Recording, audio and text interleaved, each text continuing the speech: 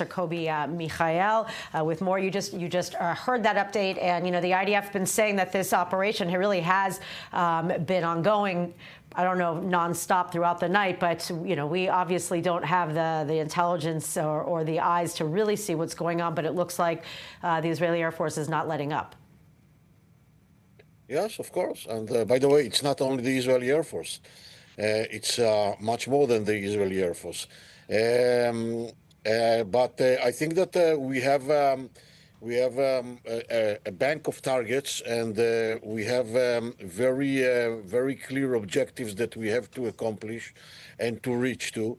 And I think that after cleaning and opening the sky above Iran, I think that now in a very systemic manner, the IDF, with some other capabilities that Israel has on the ground, on the Iranian soil, and even beyond, I think that we will continue accomplishing the objectives, and we have still a lot of targets that we should hit. And I think that we are at the beginning of the beginning. The beginning of the beginning. Wow.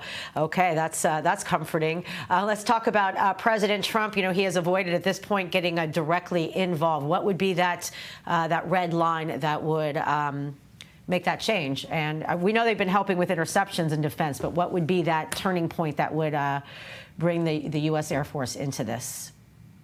I think that if the Iranians will make another mistake,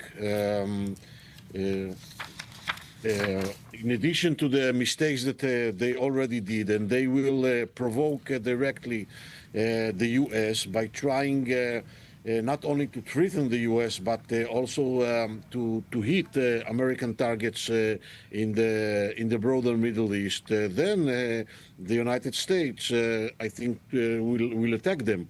But the situation, the reality is so dynamic, and we don't know what is going to be tomorrow or in the day after tomorrow.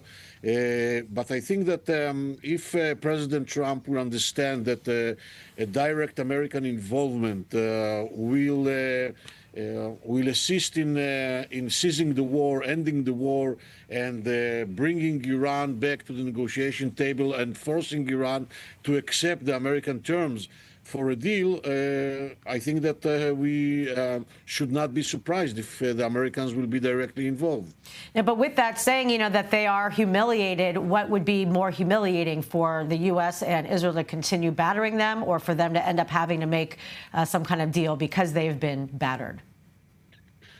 Look, Iran was already humiliated in the past. I would like to remind our viewers that Iran in 1988 raised a white flag in the war against Iraq.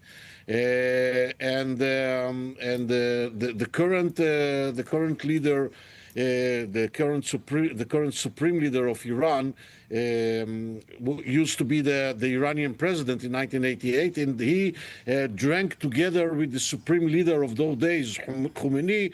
They drank from the cup of the poison. Okay, so it will not be, I would say, an absurd to assume that under very specific conditions, Iran will raise once again the white flag if they will reach to the conclusion that continuing the war might danger in a very severe manner the survival of the regime or the survival of Iran as a country. So it's not a question of being humiliating. It's a question of, I would say, strategic calculation. And in this regard, the idea that Iran is a state, although a terror state, but not a terror organization, it's something that works in favor of us, because I think that they will be more responsible and more accountable in comparison to a terror organization like Hamas. All right. Thank you very much, as always, for your insight, Professor Kobi Michael. Much appreciated. Thank you for having me.